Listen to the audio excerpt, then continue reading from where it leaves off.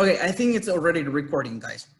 So today's class is going to be the second part of the early national period section. And this is going to be included for your project. The presentation is already up and I want you to participate as much as possible in this presentation, guys. This is important for me and for you to participate. Can I have a volunteer to read the first quote that I brought for you?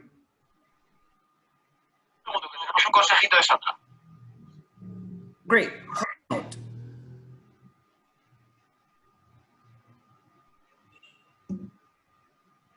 Are you? No? A volunteer? Anyone, guys? I will do it. I'll do it if you want. Great, thank you. Never We mind. hold this truth to be self-evident, that all men are created equal, that they are endowed by their creator, with certain unalienable rights, that among these are life, liberty, and the pursuit of happiness. Thomas Jefferson, the Declaration of Independence. Basically, thank you, Arlie. Basically, you have the belief of these three main principles for the United States belief, or what the United States stands for. It's the rights of life, liberty, and the pursuit of happiness. That is going to be very important during history and from the beginning of the establishment of what we know now as the United States. Three things that it's important: life, liberty, and happiness. Thomas Jefferson, through the Declaration of Independence, that is going to be part of what we're going to cover today in the lesson. All right, be careful with your microphones, guys, please.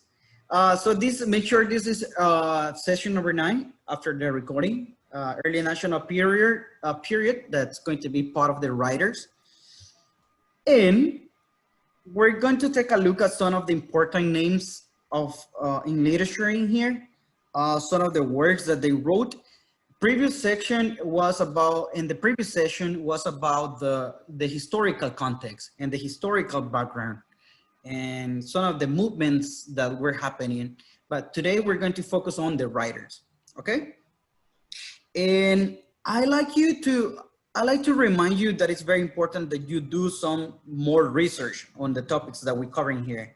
Because of time and because it's very limited, and actually time flies in the discussion that we have, a lot of the terms and a lot of the movements, I don't get to explain it in deep.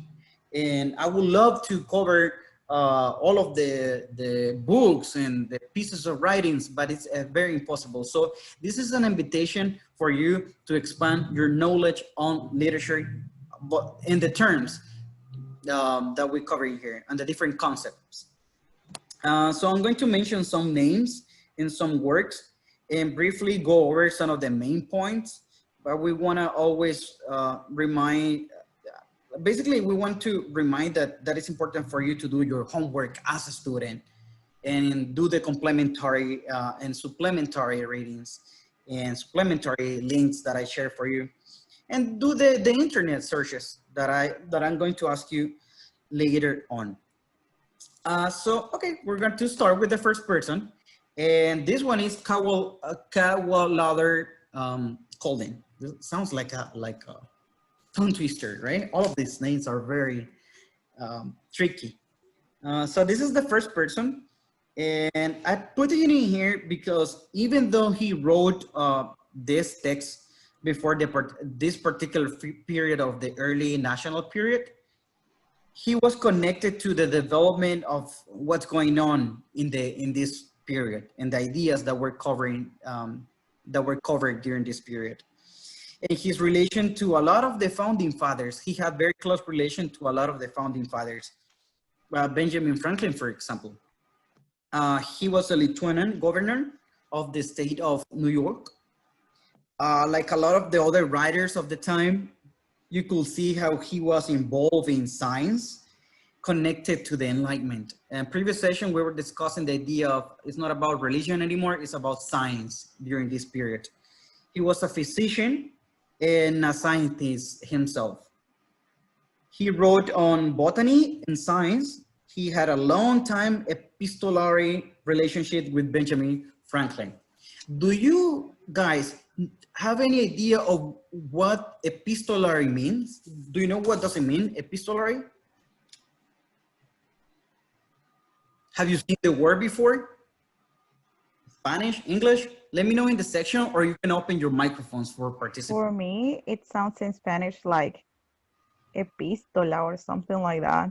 And what comes to your mind, Marley, when you think about epistolas? It's Like in the Bible. the Bible, yeah. Like a book in the Bible. Yes, but what kind of documents is, for example, la epístola de Santiago? Si no me equivoco, Santiago es una epístola. It's like a letter. It's like a letter. Thank you very much. Yeah. Pretty much, epistolary means correspondence, or it's a synonym for correspondence, or it's a synonym for letters.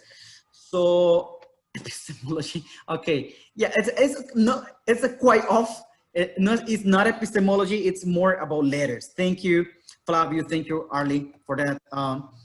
So when I say epistolary relationship, it's the communication that they have through letters or correspondence. That is the WhatsApp that they had during this period, okay, with Benjamin Franklin. So to have correspondence or a epistolary relationship, it was very important because it was the only medium of communication, and it's like, it's a parallel to nowadays communication. WhatsApp, if you have someone's WhatsApp, it's probably because you're a friend with that person, or Facebook communication. So this guy was very close friend with Benjamin Franklin that we're going to cover later on. So one more time, epistolary means correspondence or letters. They wrote each other a lot of letters, as I mentioned before, and Benjamin Franklin was very impressed by his work. And you have a picture. We're going to go back in here because I have some notes about the picture in here. You will see the changes in the way people dress and the changes compared to the Puritan time. You remember during the Puritan time, it was all about wearing black and wearing gray, but in here we have some color. So we have a more fashionable people in here. And he's leaning on a piece of paper there, like in here. You can see just a lot of the imagery seen, the iconography of the painting, a lot of the pictures were seen. It's important to follow up the development in here. It's not about the ethos, pathos logos, or it's not about the image of the person, but the importance on the writing. And that's basically the message of the portrait. You see how literature, history, and art is very related. So I every time I have the chance to bring like a comment from art, it's very nice. At least for me, it's quite interesting. So hopefully some of you find it interesting as well. So he wrote the history of five Indian nations, I'm sorry, when he was appointed as the first colonial representative of the Iroquois. In here, I brought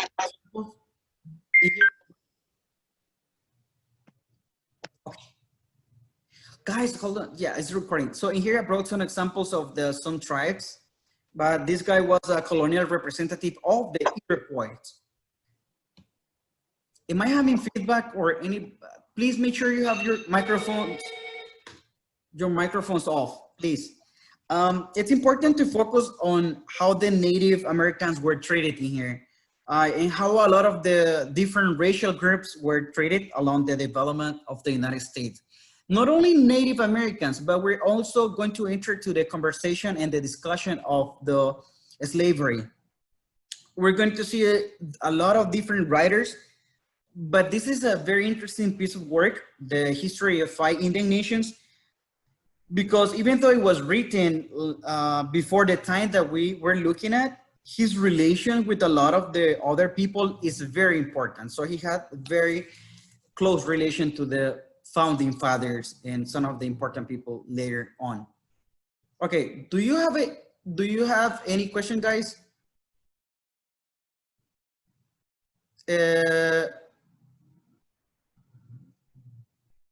Yes, guys. Creo que la presentación sí está. Solo para esto que dice Diana Elianet, la presentación sí está. Está en otro formato diferente. Entonces, o sea, lo vas a ver así. Solo confírmenme, chicos, si la presentación de la clase anterior está. Si la pudieron ver, por favor.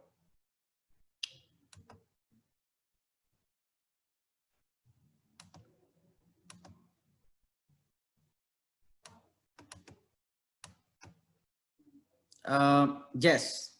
Great. Thank you. Yes, yes, yes. Ok. Sí, están ahí. Esta de hecho ya está ahí. Entonces ustedes la pueden revisar. You can check on the presentation later. If you want me to email you the PowerPoint, so please let me know in an email, please. Write an email and then I can give you the PowerPoint format of the presentation, if it's better for you. That's for Diana Elianet. Oh no, this one, no. Oh yes, yes. We have this activity that I want to bring for you guys. And this is basically an activity for you to, you know, to focus on the class.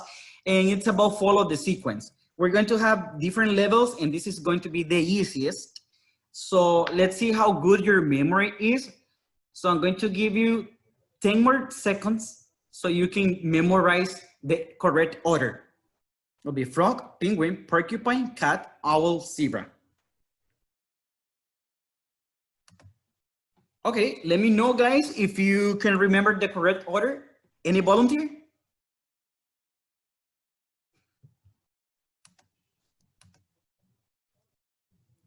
Don't be cheaters, guys. This is just for you to practice and to put into work your brain. Not everything is about technology nowadays. Well, the interaction, yes, but you know, I want you to challenge you. I want to challenge you to see how good you are with your memory. Frog. Penguin. Porcupine. Cat.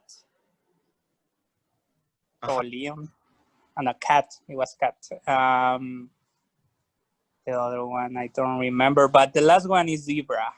Zebra. Okay, you were pretty close. You were pretty close. Actually, it's cat, owl, and zebra. This is boo over there. Oh. Zebra. Oh. Great.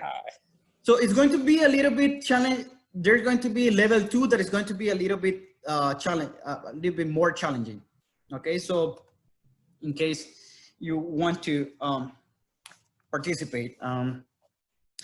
Benjamin Franklin, this is a name we all know. And he was a printer, he was a publisher, he was a scientist, he was an inventor, he was a diplomat, and an author. He was multi-talent. His diversity, it's incredible. One of the most incredible Americans that we know, and because of his invention, because he was a scientist, and because he's writing, and because of his contribution to the what America stands for.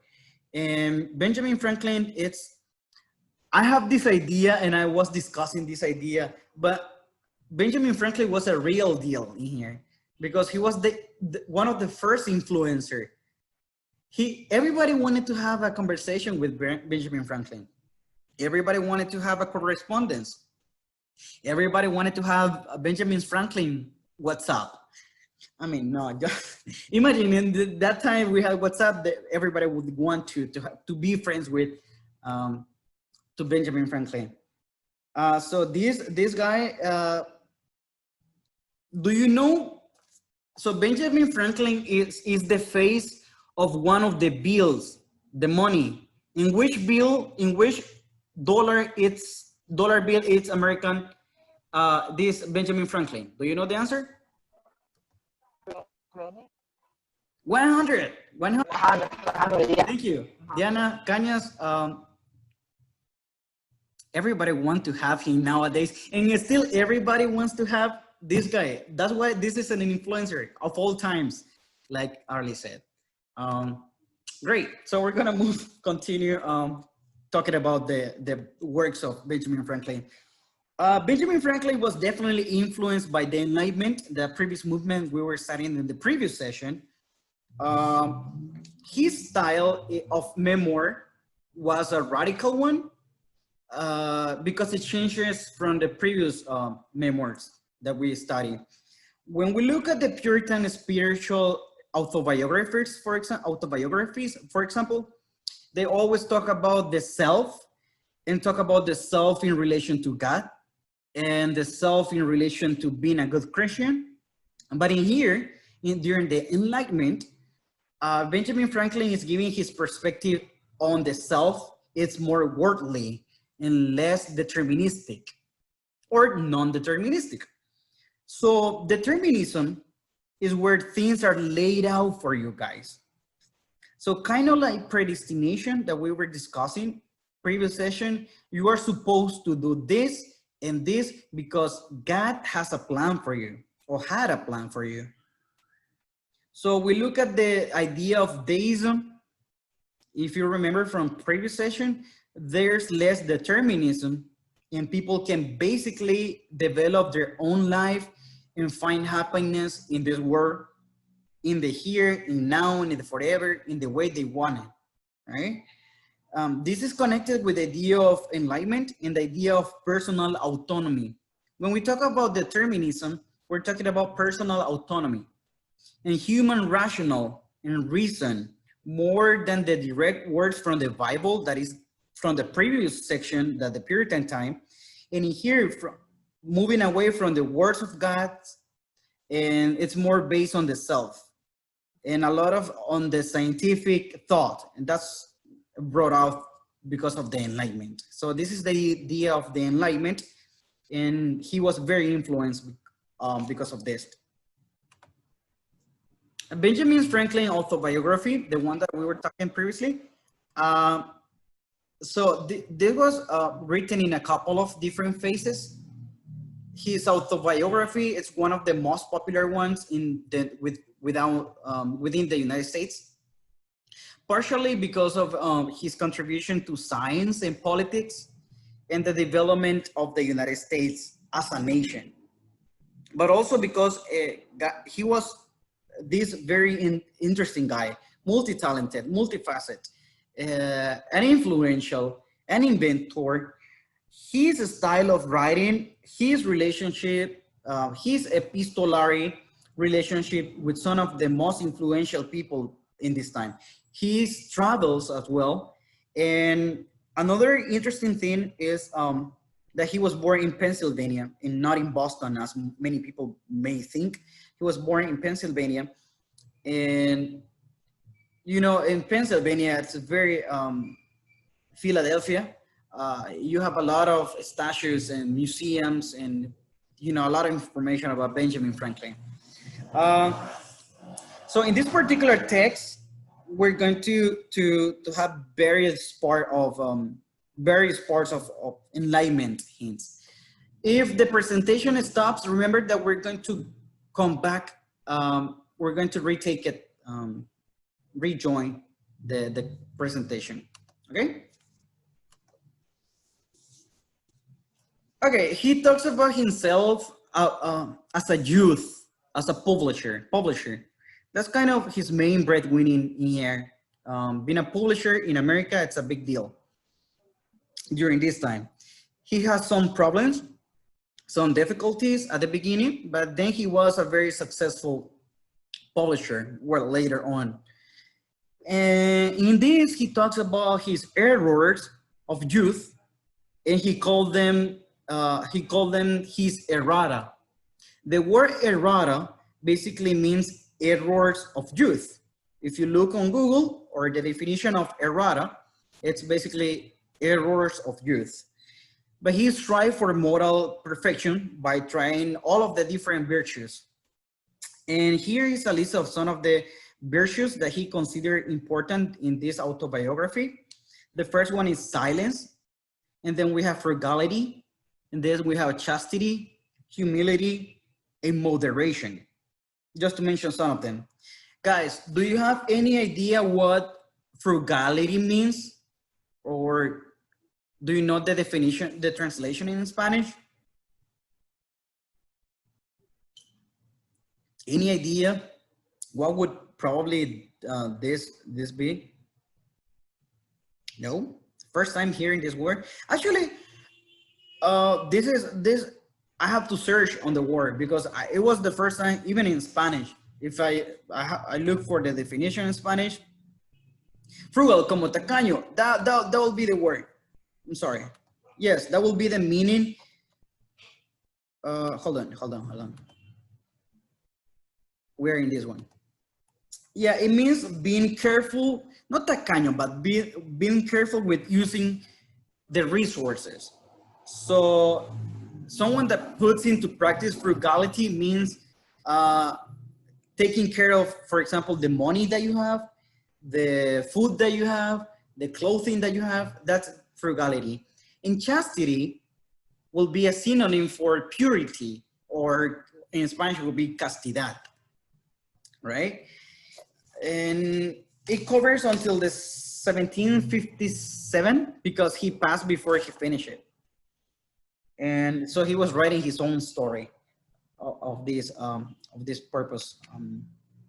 So this is kind of similar to the spiritual autobiography during the Puritan time.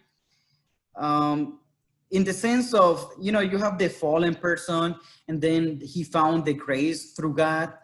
But this is interesting because he talks about the errata. Remember, the errata is errors of youth. As the Puritans would discuss the errors of sin. So the comparison is Puritans, they would probably talk about the errors of sin, as we were studying in the Scarlet Letters. But during the Enlightenment period, it's all about the errors of myself, errors of my youth. So overcoming those errors. Yes, so basically that's on Benjamin Franklin. But this guy also wrote The Way to Wealth. And so this is an essay that he wrote back in 1758. And it's basically a collection of work that was originally published in Poor Richard's Almanac. But the reason I'm pointing this is because there's a lot of popular sayings today that come from it. Some popular sayings that probably you are very familiar with some of them. And we're going to see this one. There's no gain without pain. This kind of connected a lot with the people, what fitness people especially say about working out every day. No pain, no gain. Probably, have you heard the saying, no pain, no gain? It's like saying that people who exercise a lot, they get this saying. And I'm going to tell you something, an anecdote. I tried my best last week to put into practice no pain, no gain with exercising, but it was, exercising was not invented for me, guys. I'm sorry. So we have some comments here. Yes. It's like an idiom. Yes. We also have one today is growth, two tomorrows. Basically, you have to get one day at least done. And you can get something done, then it's better off for you in the long run. And then we have the other one that it says, early to be, early to rise makes a man healthy, wealthy, and wise. That it's basically the one that is, ¿cuál es ese idiom, guys? Do you remember the idiom that it said the early bird catches, I don't know what? Early bird catches the worm or something, the apple. I don't remember exactly the saying, but it's something like early bird catches the something. Pretty much, you gotta wake up early and you gotta start doing things early. That's the message in here. These are some of the famous that we can find in this book. The book is The Weight of Wealth by Benjamin Franklin. Imagine he made popular all of these sayings that we still use. So he's, by definition, the best influencer during this time. And I came to this conclusion because of the many reasons. Okay, we're going to move to level 2. Don't screenshot, don't write it down. Put your brain into work. Frog, penguin, porcupine, cat, owl, zebra, cow, giraffe, otter, beaver, elephant, seal. Catches the worm, I guess, yes. Okay.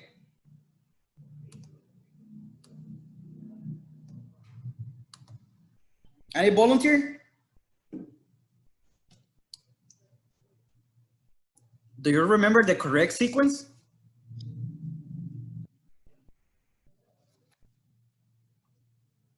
Anybody? Okay. Hello? Hello, yeah, I can hear you. Okay, I tried. Frog, penguin, cat, zebra. I don't think that's the correct order. Oh, come on. Okay. Great, but thank you anyways for participating. Frog, penguin, porcupine, cat, owl, zebra. And this is the order, guys. This is an activity that you can actually do with your students for a specific, you're in teaching practice, right? So follow on the sequence depending on the topic. I could perfectly make a sequence of the different writers. That would be a good adaptation of the game, different writers, and you have to memorize them in the correct order. Anyways, we're gonna move to this lady here. We have Elizabeth Ashbridge. Putting her in here is important because we recognize the contribution of all types of writers, all types of genres, all types of backgrounds, all types of weight of writing. That's why it's important. And we're not talking only about the founding fathers here. We need to include poets, and we need to include writers of their in the different memoirs and the essays and all the different types of writings during this period. So she was a Quaker woman with an independent spirit. Where have you heard the word Quaker? Or in Spanish it will be Quaker. You would say Quaker. I say Quaker. Have you heard the word Quaker before? Avena, yes, Ricardo. And so, and you remember the picture of the man that is on the avena Quaker? Entonces ese es el estilo que seguía, ¿verdad? Very similar because this is a woman, but the style is pretty much similar. Yes, so she broke from her Anglican roots because she wanted to be more. She wanted to apply more respect of woman, and she couldn't get that from the Anglican Church. So she wanted to go to America. She was an endangered servant. I was telling you if you are familiar. I was asking you if you are familiar with the word indenture, which basically means someone that pays the way to go, or you're basically under a contract to work for a particular person for a particular amount of time to buy your freedom. So it's working to buy freedom or to buy your way out to another country or whatever. That is what indentured servant means. And this is very common in the slavery period of the United States. But it's a very difficult for a lot of people to go through. And she had some difficulties in that herself to get out of his servant, process. And she became a Quaker. Please guys, go and search later after this class, the definition of Quaker, what the Quakers stand for, because it's very important to understand this topic. She became a Quaker minister in the 1738, but she came back, then she returned to Europe, and eventually she died, and she died very young. But her spiritual autobiography, the ones that we were in the picture. She wrote and entitled, the name is Some Account of the Fourth Part of the Life of Elizabeth Ashbridge, which follows a typical format of this genre. I think I mentioned it before, but it's good to see this, the scenes of youth, or the errata, as I mentioned it before. An awakening, cycles of faith. This will be the pattern: awakening, cycles of faith, and final conversion and salvation. Like she says at the beginning of the book, and at the beginning of the book, we have, I don't know if you guys can help me with this. Any volunteer? Reading?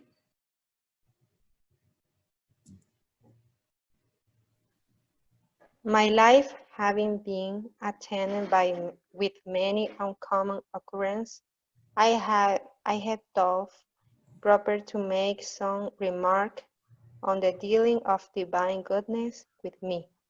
Great, thank you very much. It's very important, guys, to see her role as,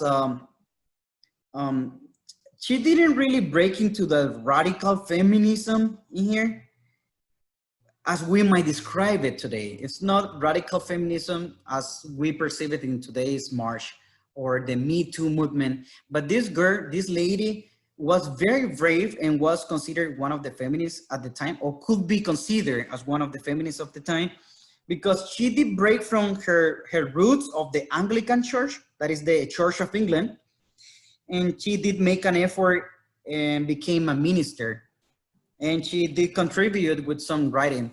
So in here, this is an example of a woman that doesn't agree with the belief that it was imposed to her, the Anglican belief. So she says, okay, I'm going to make some changes here. I'm going to become a Quaker, but not only a Quaker, I'm going to make a Quaker minister.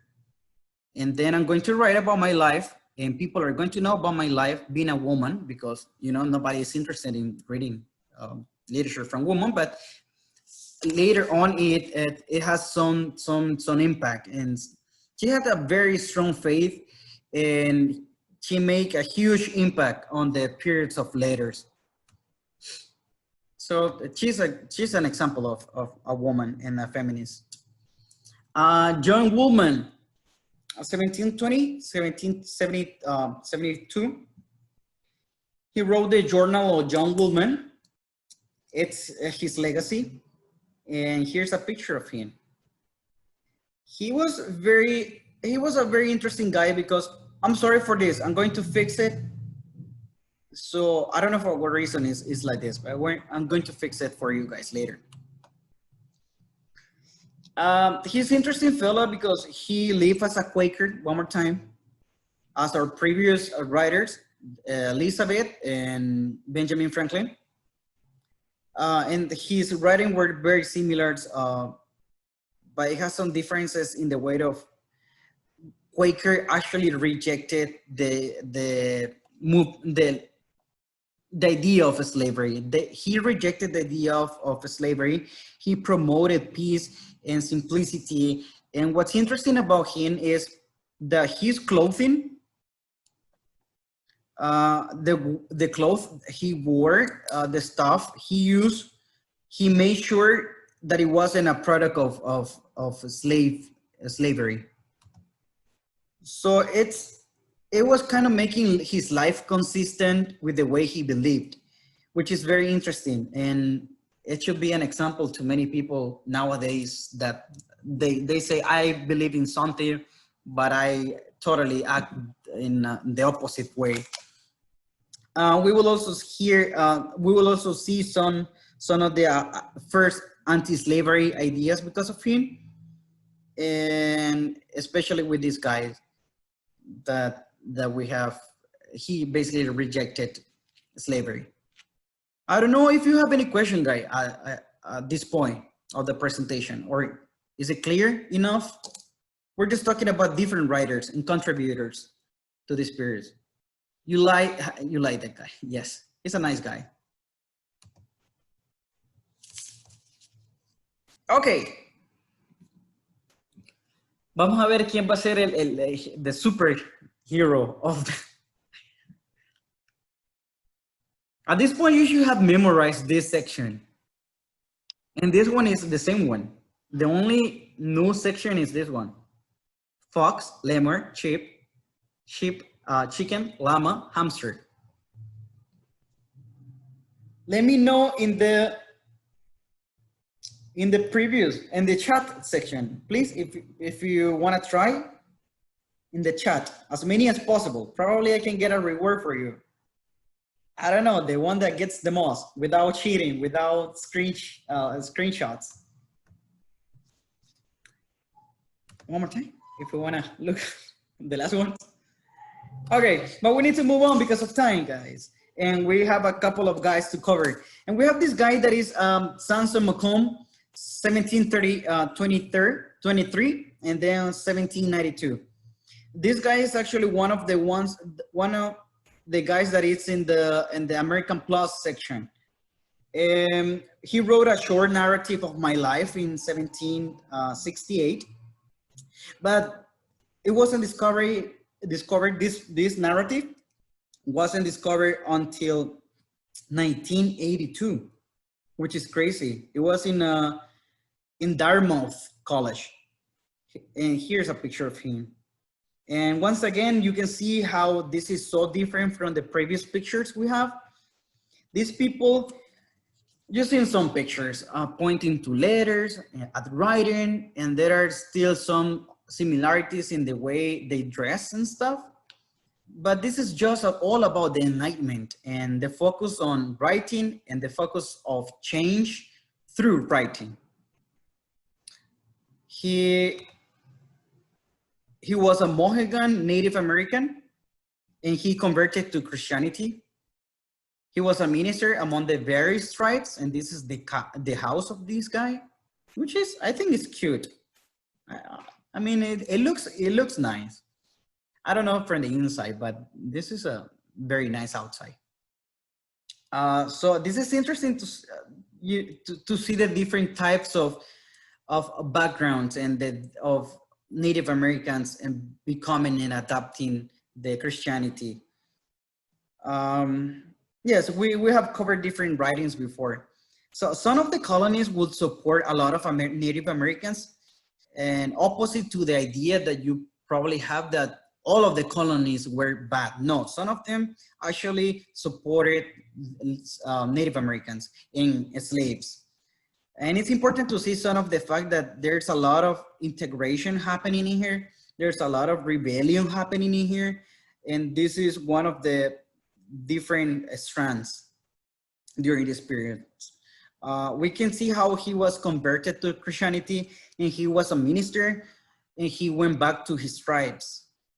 In the document, as you can see in the American section, the reading analysis is about this guy. It's a 10-page document. He explains some of the difficulties that he had, and he explained here, but I can assure them that I have endeavored to teach them as well as I know how, but I must say, I believe it because I'm a poor Indian. And I can help that God has made me so, like, made him a poor Native American Indian. I did not make myself so. So we can see the idea of predestination in here. Yes, so that's about this guy. And we now have a French guy. And this is J. Hector St. John de Crevecoeur. This is, I don't know. I told you before, my French is terrible, and you can look for the correct pronunciation of the last name. But this is a French guy. I'm sorry for this. I'm going to fix it. I promise. Hold on. So I lost it on my notes. So yes, so he wrote letters from an American farmer in 1782. And once again, he see the scientific aspect of this period of the letters, because he describes everything related to botany of America and the conditions in which the settlers lived, and Also, you know, this description of the flora and description of fauna. And here's a picture of him, very presidential. Moving into this phase of slavery, he denounces slavery.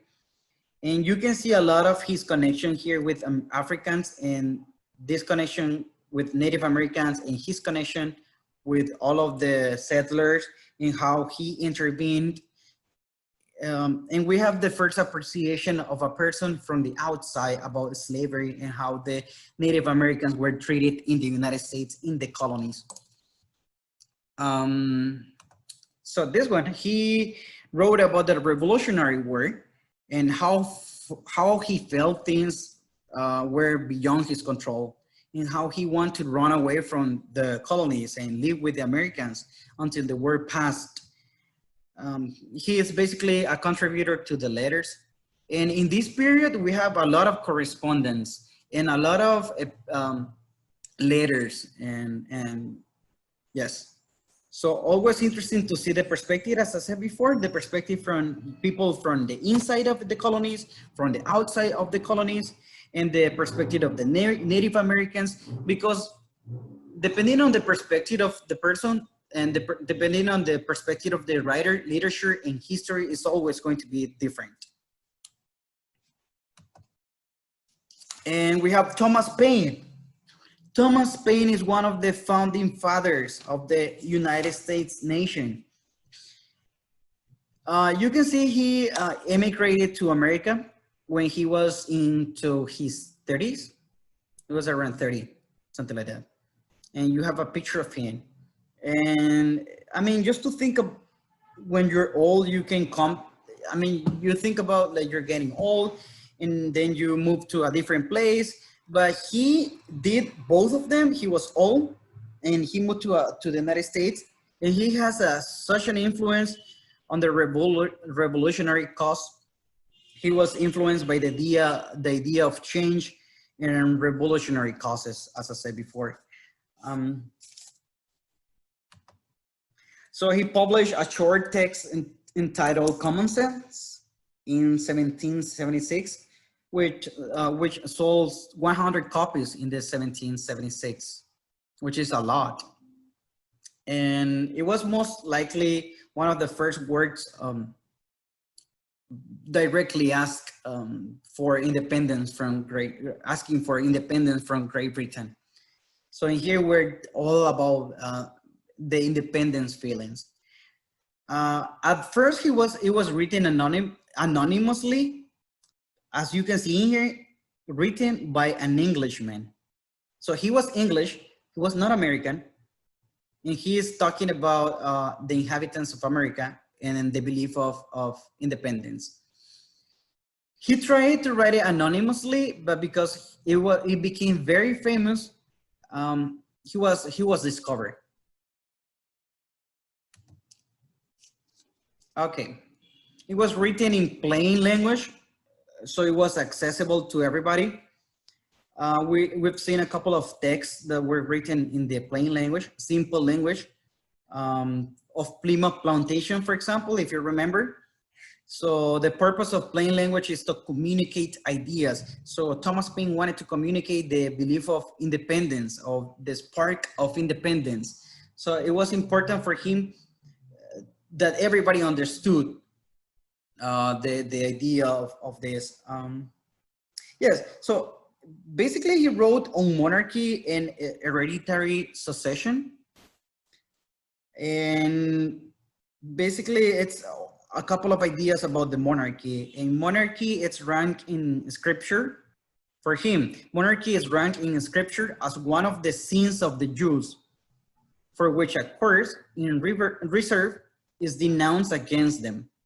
The history of that transaction is worth attending to. So he was all against monarchy. And monarchy in this case is Great Britain, right? The British Empire, the British monarchy. He also wrote Rights of Men, which in the Age of Reason in 1794. The first one, basically, it's in support to the French Revolution.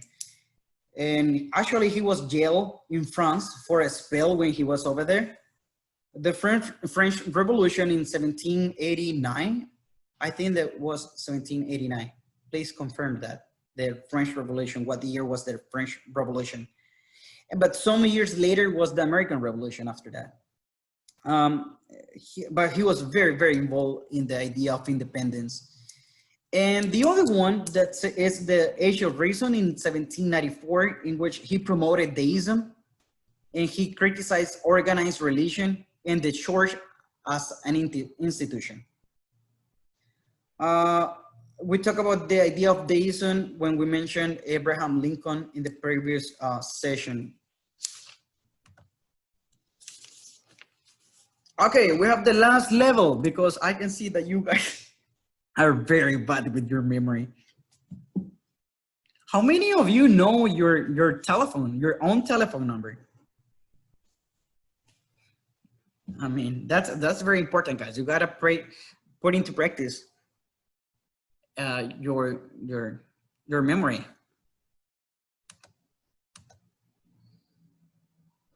You do know your phone number and your NEET and your DUI and your credit card, debit card. It is impossible to remember them all. Yes, I know it's impossible, but it's just an exercise to, you know, to wake up, to have your no sé mi DUI, que sad, Daisy. Shame on you. But it's for you to practice and to forget about like the topics of you know, the long discussions. So this is something that you can perfectly adapt it to your classes for teaching practice in case you want it. And that's one of the ideas that we have over there. Okay, guys, please, can you please hold on for a minute? Por maestría, pueden ingresar, sí. I'm sorry for that, because there was a client over there. So we're about to finish. We're going to move. And we have the last one that is basically Thomas Jefferson. And he wrote the Declaration of Independence. But basically the Congress edited part of it. So he was not happy because of this. And he was the third president of the United States. And the Declaration of Independence, it's such an important document for the United States. And you have the United States talk, you know, based on the belief of the Declaration of Independence. There's going to be a link in the material section that is going to be about the Declaration of Independence. So if you want to like read what it's all about, that's very, very interesting. Important facts about this guy that was the third president of the United States. Do you know who was the first president of the United States? Do you remember that? Okay, guys, can you please wait for a minute because I have someone and hold on. I'm coming back for you. Hello, guys. Are you still here? Yes, we're here. I'm sorry, guys. I'm sorry for that, but I had to be a multitask. I have to multitask with phone calls and clients and your classes and everything. So it's a total craziness in here, but we're going to continue. We're about to finish. I apologize for the interruption. And where were we? We were. One more time, I apologize for that. That's not, I'm going to edit this out, and so you don't have to listen to my conversation over there. Anyways, so he founded the University of Virginia. His personal library was the foundation of the Library Congress. So the Library of Congress is the largest library in the United States. I think it's the largest. And I was asking you, do you know who was the first president of the United States? It was George Washington. George Washington. And what about the second president of the United States? I think it was John Adams. And the third president of the United States? Was Thomas Jefferson. Yeah, great, cool. So we're studying about the Thomas Jefferson right now. Cool, Arlie. Watching You Alexander Hamilton helped a lot. okay? We don't have to go through all of the presidents. Then the last one is Donald Trump. Okay. Anyways, so this is a very intellectual guy. He founded the University of Virginia one more time. He wrote the Declaration of Independence. He became the third president of the United States. He founded his personal library was the foundation of the Library of Congress, which is insane. Okay, so I think we have time for this video, and this is a video that it's a satire, una sátira about the Declaration of Independence. The real document, you can read it in the link in the material section. But this one is just a satire. We're going to listen.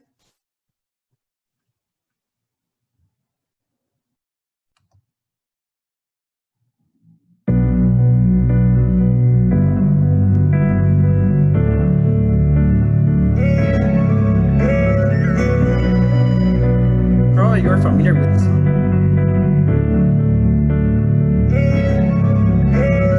Halfway across the globe and we're standing on the ground. Screaming across the waves, you can't hear the sound. There's no fair trials, no train, no liberties, no tea. We've colonized America, we won't stand for tyranny. And it's too late to apologize. It's too late. I said it's too late to apologize. It's too late.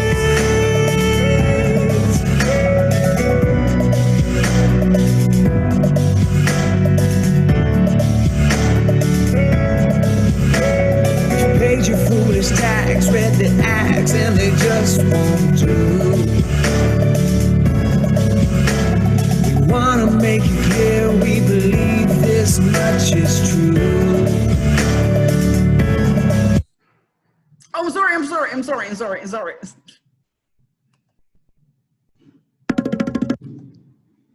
Rights among these life, liberty, and the pursuit of happiness. It's too late to apologize. It's too late. I said it's too late to apologize. It's too late.